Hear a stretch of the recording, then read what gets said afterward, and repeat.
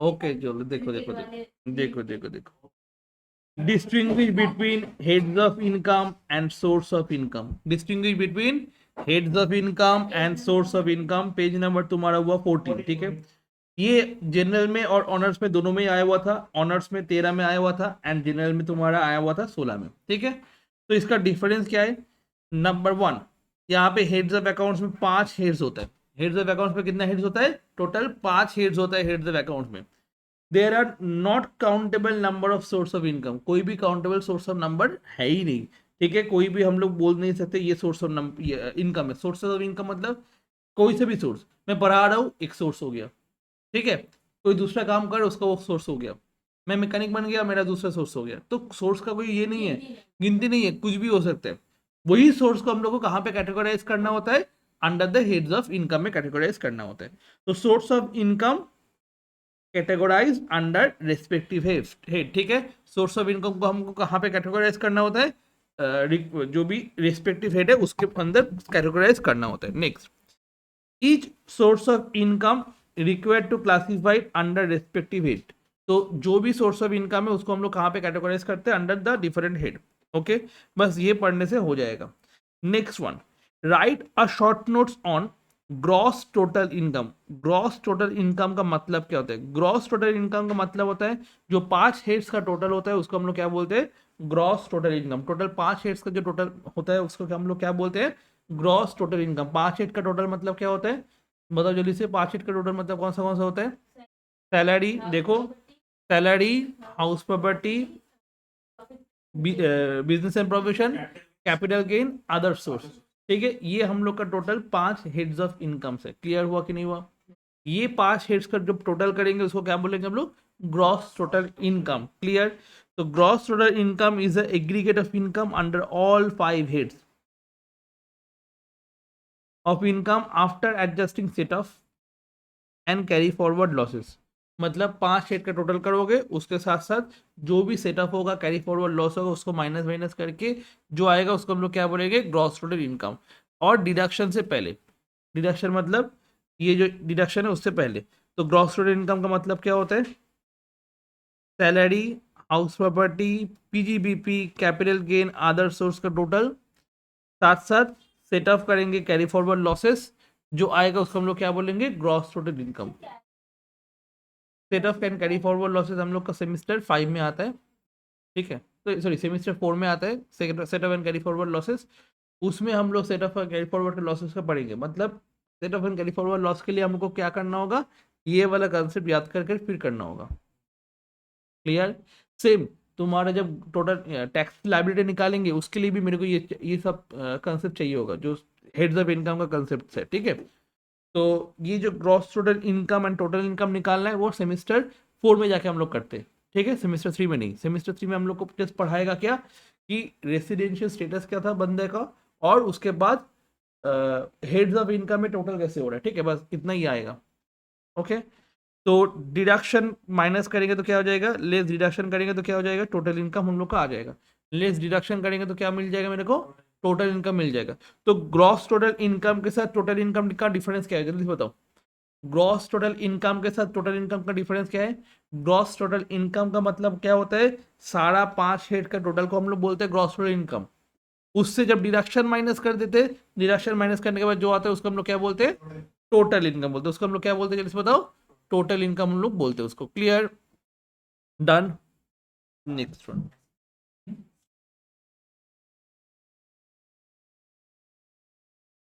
Page number 17 में आ जाना।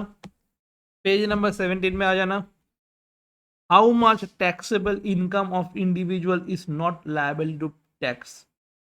How much taxable income of individual is not liable to tax. इसका मतलब क्या हुआ? पहले बता पाओ तुम लोग। How much of taxable income of individual is not liable to tax. इसका मतलब क्या हुआ? कितना टैक्स नहीं देना होगा, ठीक है।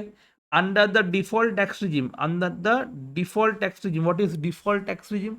डिफॉल्ट टैक्स रिजिम का मतलब होता है जब भी कोई फर्स्ट टाइम टैक्स पेमेंट कर रहा है उसको डिफॉल्ट टैक्स रिजिम में कंसिडर किया जाएगा।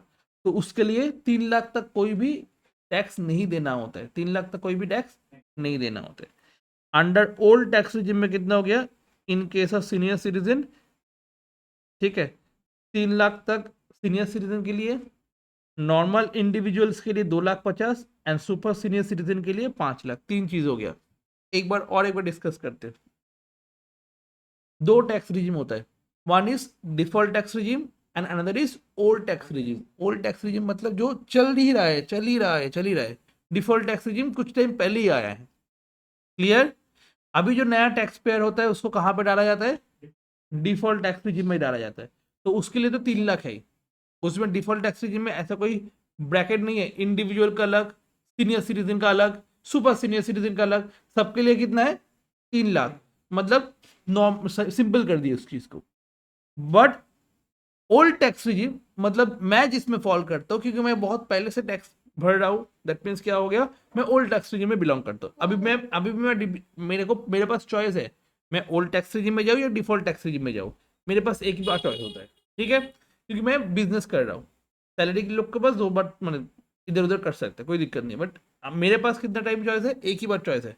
मैं अगर डिफॉल्ट टैक्स रिजिम में जा रहा हूँ, ठीक है, तो ओल्ड टैक्स रिजिम में खाली एक ही बार हम कन्वर्ट कर सकते हैं। अगर कन्वर्ट कर लिए उसके बाद नहीं वापस जा सकते। एक ही बार मेरे पास लाइफ टाइम में चांस है, ठीक है। तो आपने कन्वर्ट ठीक है, ठीक है।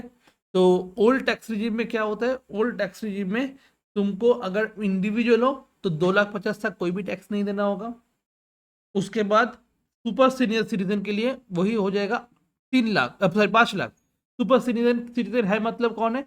जो 80 साल के ऊपर है। और सीनियर सिटीजन कौन है? जो 60 ईयर्स के ऊपर है, ठीक है।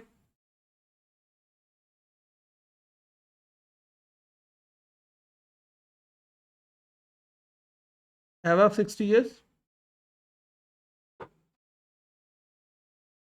above 80 years। क्लियर? जल्दी से इस चीज को लिखो एक बार। अच्छा, बेसिक इस चैप्टर से क्या आने वाले जल्दी से बताओ। इस बेसिक चैप्टर से थ्योरी आने वाले हैं। कोई भी साम से एक्सपेक्ट मत करना। थ्योरी कैसे आएगा? ये जो राम है, ये क्या होने वाले, कौन सा पर्सन होने वाला है? ये जो लिमिटेड कंपनी है वो कौन सा होने वाले? या फिर डायरेक्ट क्वेश्चन पूछ सकता है, what is assessment year, what do mean by previous year. ये डायरेक्ट क्वेश्चन पूछ सकते हैं। बस इससे कोई भी चीज एक्सपेक्ट नहीं करना। 5 नंबर का क्वेश्चन आ सकते इससे, और कुछ नहीं। Next, write down the provision of rounding off total income and tax liability. Both are different. Total income different होता है, टैक्स लायबिलिटी डिफरेंट होता है। टोटल इनकम का मतलब क्या हुआ? मेरा इनकम कितना हुआ, टोटल मेरा इनकम क्या हुआ after deducting the deductions. After deducting the deduction मेरा टोटल इनकम कितना हुआ, ये टोटल इनकम हुआ। एंड टैक्स लायबिलिटी क्या है? टोटल इनकम के ऊपर कितना टैक्स देना होगा, वो मेरा टैक्स लायबिलिटी है। दोनों डिफरेंस समझ में आया? टैक्स देख के मतलब in total income tax liability दोनों अलग अलग, मतलब कैसे हो गया, समझ में आया?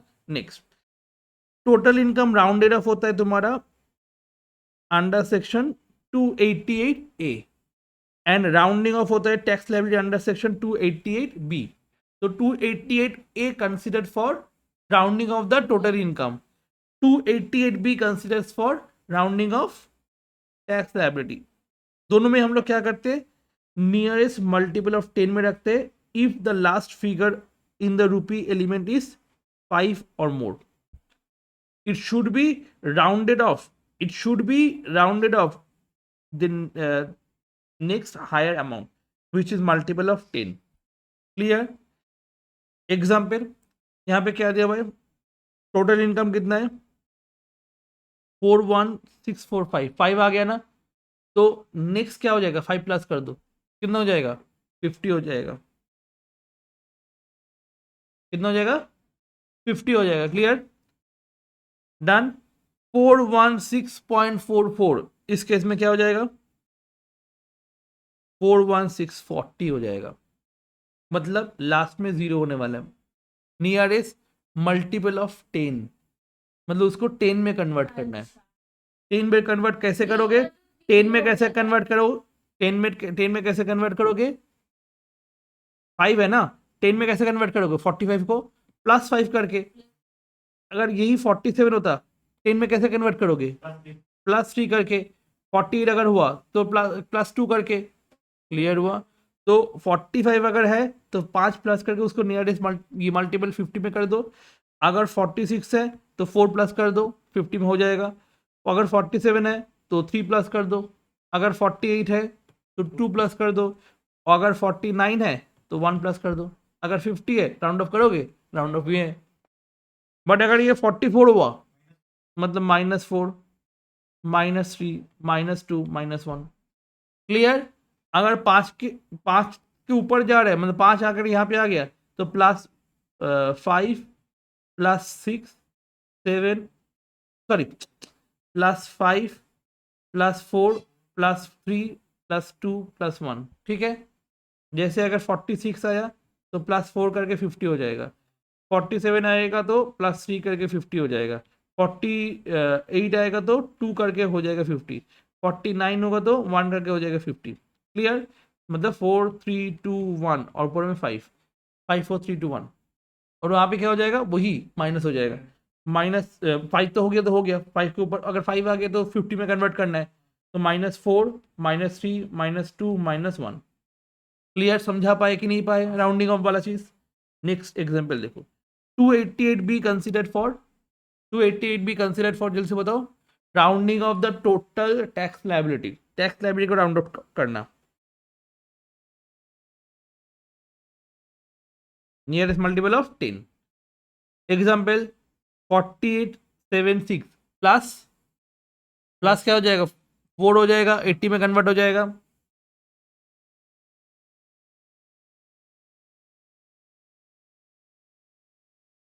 $64.52 5 से कम है तो क्या कर देंगे, 64.52 -2, एकदम। नहीं नहीं 50 पैसा कंसिडर नहीं करो, पैसा तो इग्नोर, पैसा इग्नोर, पैसा पैसा को तो इग्नोर ही कर दो, पैसा एलिमेंट नहीं है, सोचो। ठीक है, नेक्स्ट 8738 है, 8738 है, 5 से ज्यादा है ना तो +2 करो। 5132 है, मतलब कम होगा वही करना है। क्या कम, 5 से ज्यादा होगा तो प्लस करो, 5 से कम होगा तो माइनस करो।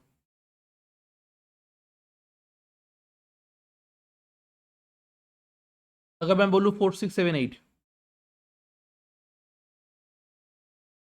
प्लस क्या करना है, क्योंकि तब जाके 110 में हो जाएगा ना कन्वर्ट। ओके ठीक है, उसके बाद 4671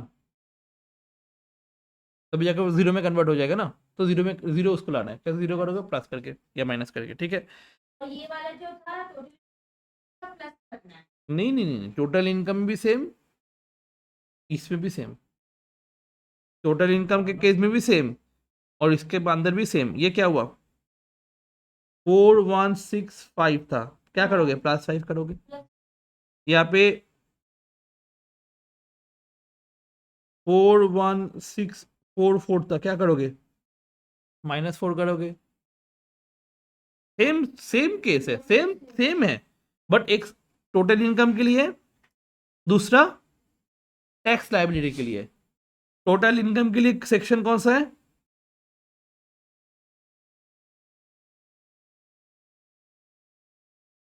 ठीक है, जल्दी से इस चीज को अच्छे से कॉपी करो, बहुत, हाँ मतलब जितना भी चीज लिखे बुक में वो कॉपी करो अच्छे से, बिकॉज ये एग्जाम के टाइम में बहुत इंपॉर्टेंट रहेगा एंड ये बाद में भी काम आएगा।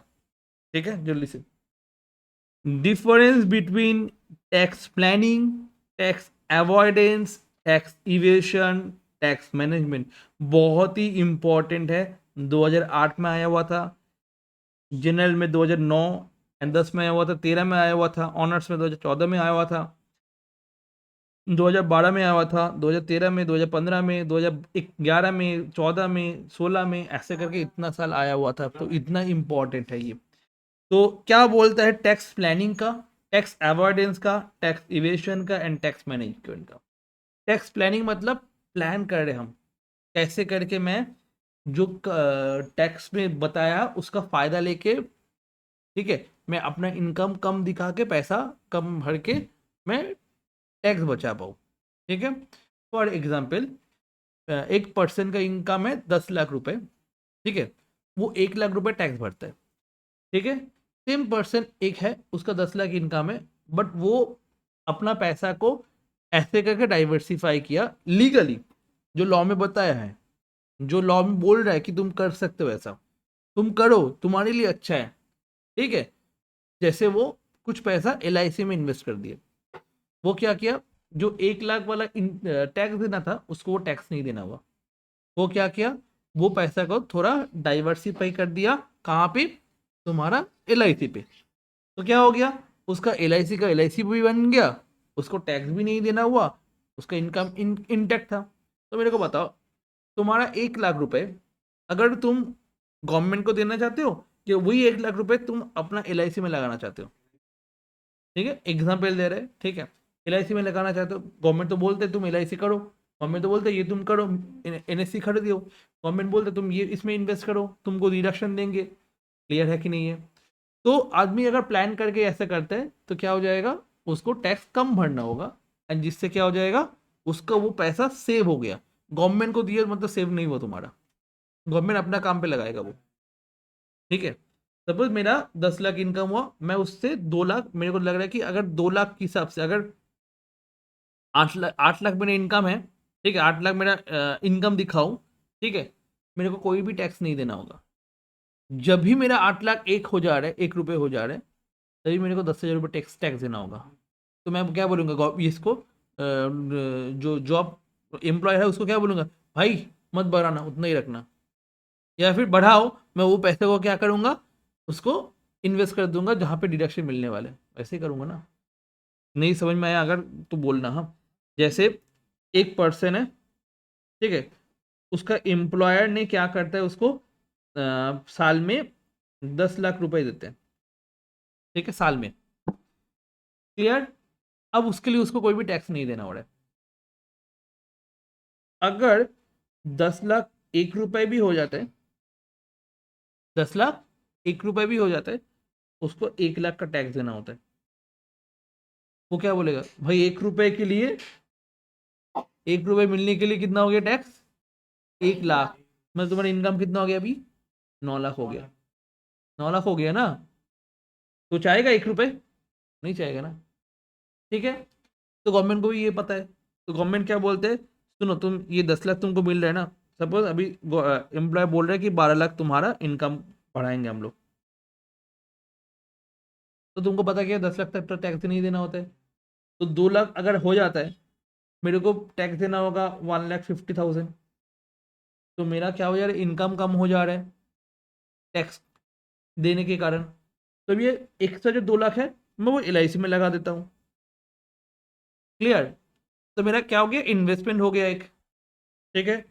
और इसके लिए कोई टैक्स नहीं देना होगा, क्योंकि मेरा 2 लाख यहाँ से माइनस हो जाएगा 12 लाख से। तो कितना हो गया इनकम, फिर से 1 लाख 10 लाख हो गया, मतलब मेरे को कोई टैक्स नहीं देना होगा।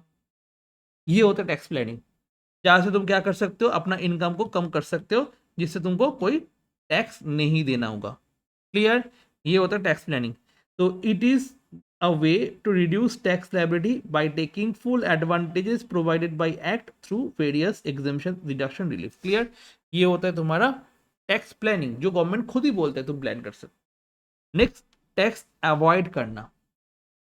Clear? It is an exercise by which the assessee legally, ठीक है, legally takes advantages of the loopholes in the act. मतलब गवर्नमेंट तुमको नहीं बोल रहा है कि तुम ये करो, बट लूपहोल्स का फायदा उठा उठा उठा के, कोई भी कहीं पे भी लूपहोल्स होते हैं, लूपहोल्स का फायदा उठा उठा के क्या कर रहा है, उसका एक्सप्लॉइट कर रहे हैं। गवर्नमेंट उसके लिए कुछ भी कर नहीं सकते क्योंकि वो लीगल है, क्योंकि वो लूपहोल्स का फायदा, लूपहोल्स को बंद करना होगा गवर्नमेंट को, गवर्नमेंट का काम है लूपहोल्स बंद करना। लूपहोल्स बंद करो, ठीक है। कौन सा? वो जो आर्टिकल सरदार पटेल जब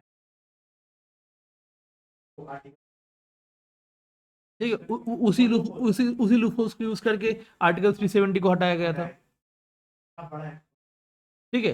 तो लूपहोल्स लीगल है, कुछ नहीं कर सकते तुम, लूपहोल है, वो लूपहोल को यूज करना है तुमको, कैसे यूज करो तो तुम्हारे ऊपर है। वो दिमाग वाले बंदा फ्री कर लेते हैं लूपहोल्स के यूज, ठीक है। तो लूपहोल्स के यूज करके अगर कोई ये करता है तो उसको क्या बोलते हैं हम लोग, टैक्स अवॉइड कर रहा है, उसके लिए ऊपर कोई पेनलाइज कर सकते हैं, नहीं कर सकते। टैक्स इवेशन क्या होता है, टैक्स का चोरी, टैक्स से चोरी, इवेशन। इनकम को कम दिखा के एक्सपेंस को ज़्यादा दिखा दिए, ठीक है, इनकम को कम किए, एक्सपेंस को ज़्यादा कर दिए, प्रॉफिट कम हो गया, मतलब टैक्स इवेट कर लिया हम लोग। तो it is illegal way to reduce tax liability by deliberately suppressing income sale by increasing expenses which result in deduction of total income of the assessee. इसके लिए क्या होगा, उसके ऊपर टैक्स, उसके ऊपर लीगल एक्शन ले सकते हैं गवर्नमेंट, ठीक है, ऐसा अगर प्रूव हो गया तो। नेक्स्ट अजय देवगन आ जाएगा, ठीक है। Tax management, it is a procedure to comply with the provisions of the law. Provisions of law अगर ये करेंगे उसको हम लोग क्या बोलते हैं, टैक्स मैनेजमेंट बोलते हैं। टैक्स मैनेजमेंट से कभी क्वेश्चन नहीं आया, मेनली क्वेश्चन आता है कहाँ से, टैक्स प्लानिंग से आता है, ठीक है, टैक्स इवेशन से आता है एंड अवॉइडेंस से क्वेश्चन आता है नॉर्मली। क्लियर, समझ में आया कि नहीं आया, ठीक है, यहाँ से 5 नंबर का क्वेश्चन आ सकता है। नेक्स्ट, अब इलस्ट्रेशन 4 में आके बताओ, जैसे यहाँ से पढ़ो, ये क्या कर रहे हैं। Tom deposits 10,000 into PPF account and purchase NSC for 5,000 to reduce the tax liability. Tom ने ये किया। On the other hand, Jerry did not show his interest on bank deposit amounting 8,000, thereby reduce tax liability. Income को suppress कर दिया। तो यहाँ पे tax planning कहाँ पे है और टैक्स अवॉइडेंस कहाँ पे है। टॉम जो किया वो टैक्स प्लानिंग हुआ और जेरी जो किया वो टैक्स इवेशन हुआ, मतलब टैक्स का चोरी किया, इनकम कम दिखाए ना, ठीक है। टॉम ने क्या किया, लीगली पीपीएफ में एंड एनएससी में गवर्नमेंट बोलते हैं वहाँ पे इन्वेस्ट करके टैक्स को कम किया। बट जेरी ने क्या किया, 8,000 कम किया, वो इनकम शो ही नहीं किया, ठीक है। वो क्या हो गया तुम्हारा, टैक्स का इवेशन या टैक्स का चोरी। मेरे को बताओ समझ में आया कि नहीं आया। Page number 22, what tax slab is applicable on individual. Individual के ऊपर कौन सा टैक्स स्लैब है। 2 टैक्स रिजिम होता है, कौन सा, one is default tax regime and another is old tax regime. ये वाला कौन सा टैक्स रिजिम है, डिफॉल्ट टैक्स रिजिम, ठीक है। डिफॉल्ट टैक्स रिजिम में क्या बोलते हैं, चाहे वो इंडिविजुअल हो, एचयूएफ हो, एसोसिएशन ऑफ पर्सन हो, बॉडी ऑफ इंडिविजुअल्स हो, ठीक है, उन लोग को अप टू 3 लाख कोई भी टैक्स नहीं देना होता है। 3 लाख से अगर इनकम 1 रुपये भी हो गया, 7 लाख तक 5% टैक्स देना होगा। 7 लाख से 10 लाख अगर इनकम हो गया 10% टैक्स देना होगा। 10 लाख से 12 लाख अगर हो गया तो 15% टैक्स देना होगा। 12 लाख से 15 लाख हो गया तो 20% टैक्स देना होगा और 15 लाख के ऊपर 30% टैक्स देना होगा। क्लियर हुआ कि नहीं हुआ, ठीक है, मतलब इनकम क्या हो गया, कम हो गया फिर से। तो क्या करेगा वो, चार चार प्लानिंग करेगा, इवेशन करोगे, प्लानिंग करोगे, मतलब तुम क्या करोगे, प्लानिंग करके उसको कम करोगे, ये होता है टैक्स प्लानिंग। समझ में आया। गवर्नमेंट क्या बोलते हैं, रिबेट अंडर 87 है, कोई भी अगर इनकम 7 लाख तक करता है कोई, उसको कोई भी टैक्स नहीं देना होता। सर अब तो बोले 3 लाख, ठीक है सर, अब तो बोले 3 लाख तक कोई टैक्स ही नहीं देना होगा। बट 7 लाख तक तुम्हारा टैक्स कैलकुलेट होगा बट पेमेंट नहीं करना होगा, क्योंकि गवर्नमेंट तुमको रिबेट दे देगा, ठीक है। कितना रिबेट देगा, 100% ऑफ टैक्स लायबिलिटी और 25,000 विच एवर इज लोअर। कहाँ पे देने वाले, 87A पे देने वाले। ये किसको देने वाले, खाली रेसिडेंट इंडिविजुअल को देने वाला है, ना एचयूएफ, ना यूपी, ना बीओआई। क्लियर हुआ कि नहीं हुआ। मतलब मैं अल्टीमेटली बोल ही सकता हूँ फिर 7 लाख में कोई टैक्स नहीं देना होगा, 7 लाख तक मेरे को कोई टैक्स नहीं देना होगा। तो ये हो गया, समझ में आया, डन। तो मतलब 7 लाख तक तुमको कोई भी टैक्स नहीं देना होगा, चाहे वो तुम्हारा कोई भी हो, ठीक है, तो उसको नहीं देना होगा। नेक्स्ट देखोगे, रिटायरमेंट के तो टैक्स कट क्या नहीं वो तो हर महीने कट ही रहा। कटी रहे। चलो देखो यहाँ पे नेक्स्ट तुम्हारा बोल रहा है कि सरचार्ज। नेक्स्ट सरचार्ज, सरचार्ज क्या है, अगर किसी का total income does not exceed 50 lakh है, उसको कोई भी सरचार्ज नहीं देना होगा। बट अगर टोटल इनकम 50 लाख से ज़्यादा हो गया, 1 करोड़ से कम है, उसको 10% सरचार्ज देना होगा। 1 करोड़ से 2 करोड़ अगर होगा तो 15% सरचार्ज देना होगा।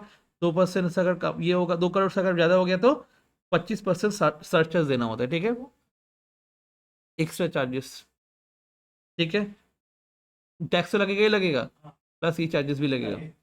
Next, health and education cess के ऊपर क्या लिखता है, 4% हेल्थ एंड एजुकेशन सेस लेता है, ठीक है, 4% हेल्थ एंड एजुकेशन सेस लेता है, किससे लेता है, सभी एसएस से लेता है, इंडिविजुअल, एचयूएफ, बीओआई, एओआई सब से, ठीक है। ये होता है old tax regime. Old tax regime में क्या बोल रहे हैं, अगर सुपर सीनियर सिटीजन है तो अलग, अगर सीनियर सिटीजन है तो अलग, अगर इंडिविजुअल है, एचयूएफ, एसोसिएशन पर्सन और बॉडी ऑफ इंडिविजुअल है, उन लोग के लिए अलग, ठीक है, तीनों अलग अलग सिचुएशन आ रहे हैं, ठीक है। पहला वाला सिचुएशन में क्या हुआ, नीचे से देखो, ये ओल्ड टैक्स रिजिम है, 2.5 लाख तक नो टैक्स, 2.5 लाख से 5 लाख तक 5%, 5 लाख से 10 लाख तक तुम्हारा 20%, 10 लाख के ऊपर 30% तुम्हारा टैक्स होने वाले। बट यहाँ पे क्या बोल रहे हैं, रिबेट क्या बोल रहे हैं, रिबेट क्या बोल रहे हैं, रिबेट बोल रहे हैं तुम्हारे यहाँ पे रिबेट 87 है, इंडिविजुअल को मिलेगा क्वांटम लोअर ऑफ 100% और 12,500, ठीक है, इसमें से जो लोअर होगा, और कितना टोटल इनकम होना होगा, 5 लाख, मतलब 5 लाख तक डिफॉल्ट टैक्स रिजिम में तुमको कोई भी टैक्स नहीं देना होगा, और सॉरी ओल्ड टैक्स रिजिम में, बट डिफॉल्ट टैक्स रिजिम में कितना टैक्स, 7 लाख, मतलब मैं अगर प्रैक्टिकली बोलूँ 7 लाख तक तुमको कोई टैक्स नहीं देना होगा अंडर डिफॉल्ट टैक्स रिजिम, और ओल्ड टैक्स रिजिम में अप टू 5 लाख तक तुमको कोई टैक्स नहीं देना होता है, क्लियर। नेक्स्ट, टैक्स चार्ज नहीं होगा कब तक, 2.5 lakh and 3 lakh tax charge नहीं करेंगे, उसके बाद टैक्स चार्ज करने लगेंगे बट रिबेट दे देंगे तुमको, ठीक है। नेक्स्ट, सीनियर सिटीजन क्या हो जाएगा, उसका 3 लाख हो जाएगा, थोड़ा बुढ़ा है तो 3 लाख दे देंगे, ठीक है, 50,000 बढ़ा दिए, नील हो जाएगा, उसके बाद 3 लाख से 5 लाख 5%, 5 लाख से 10 लाख 20%, 10 लाख के अबव हो जाएगा 30%। सुपर सीनियर सिटीजन कौन हुआ, जो 60 साल के ऊपर है बट 80 साल के नीचे है, क्लियर, पैसा मिलता है। टैक्स देना होगा एकदम, अगर होगा तो देना होगा, पैसा बहुत होता है, 1 लाख 1 लाख महीना होता है अगर बड़ा इंसान है तो। सुपर सीनियर सिटीजन है तो मतलब जिसका 80 साल क्रॉस कर गया, ठीक है, कवर पैर में है, कवर में पैर है, 80 साल है, उसको बोलते हैं 5 लाख तक तुमको कुछ नहीं देना होगा, 5 लाख से 10 लाख 20% डायरेक्ट ठोकेंगे, और 10 लाख के ऊपर अगर होगा तो 30%, क्लियर, टैक्स तो लेंगे तुमसे, ठीक है। डन, समझ में आया कि नहीं आया, इन लोग के ऊपर भी सर्च चार्ज है, यहाँ पे जैसे तुम्हारा दिया हुआ सर्च चार्ज 5, 10, 15, 20, 30, यहाँ पे थोड़ा बढ़ जाता है, ठीक है, 10, 15, 25, 37, सब एंगल से देख के क्या लगता है डिफॉल्ट टैक्स रिजिम अच्छा है, बट यहाँ पे तुम्हारा क्या मिलता है, डिडक्शन वगैरह मिलता है, वहाँ पे डिफॉल्ट टैक्स रिजिम में कोई भी डिडक्शंस नहीं है। Health and education says applicable and 4% तुम्हारा क्या दिया हुआ था, health and education says tax liability जो आएगा उसके ऊपर तुमको 4% देना होगा, क्लियर, और ज्यादा, और ज़्यादा देना होगा 4%, ठीक है। ये हुआ मेरा पहला चैप्टर का समाप्ति, क्लियर, डन।